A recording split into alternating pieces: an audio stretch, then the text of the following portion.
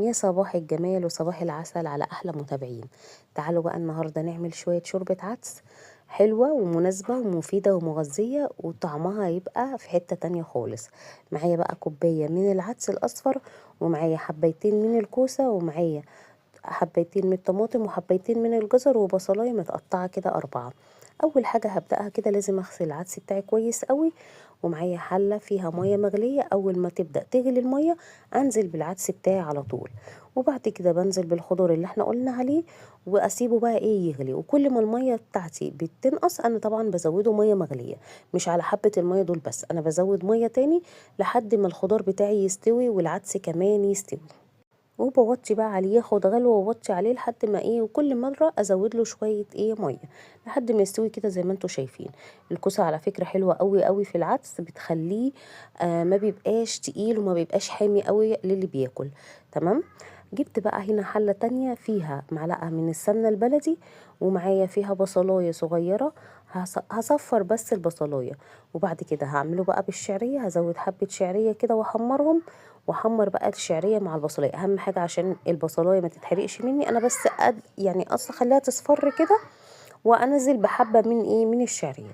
بعد كده بقى معايا معلقه من الثوم، هنزل بيها اشوحها برضو مع البصل والشعريه بتاعتي لحد ما ياخدوا لون ذهبي. وبعد كده العدس بتاعي كان استوى وبرد، ضربته في الخلاط او تضربيه بالهاند بلندر اللي متاح عندك. انا ساعتها كمان عملته كمان في الكبه لان ايه الخلاط ما كانش شغال. تمام. ونزلت بقى بكميه العدس بتاعتي كده زي ما انتوا شايفين على البصل والشعريه والتوميه ديت، خلت الريحه والطعم كان حكايه. جربوا الوصفه دي هتعجبكم قوي. بعد كده بقى بتبل العدس بتاعي بايه، بملح وفلفل وحبه من الكمون، بس ما بحطش اي حاجه تاني. واهم حاجه بقى بوطي النار خالص. اهم حاجه نار واطيه خالص، نار هاديه خالص، علشان العدس بتاعي بقى ايه يغلي شويه كده ويتقل والشعريه تستوي. الشعريه طبعا هتساعد ان هو العدس يتقل شويه، يبقى سمكه يبقى وسط. وغرفي بقى احلى طبقين عدس يا سلام. بصوا كان تحفه. وحمرت بقى شوية عيش بلدي كده، قطعته صغير كده وحمرته كده بمعلقة سمنة. وكمان ما حرمتهمش من حاجة، قلت لهم يلا هخلي لكم الأكلة كمان تبقى أحلى وأحلى. حطي معلقة سمنة بلدي كده على طبق العدس، مش قادرة أقولك هتشمي وتدوقي طبق عدس ملوش وصف.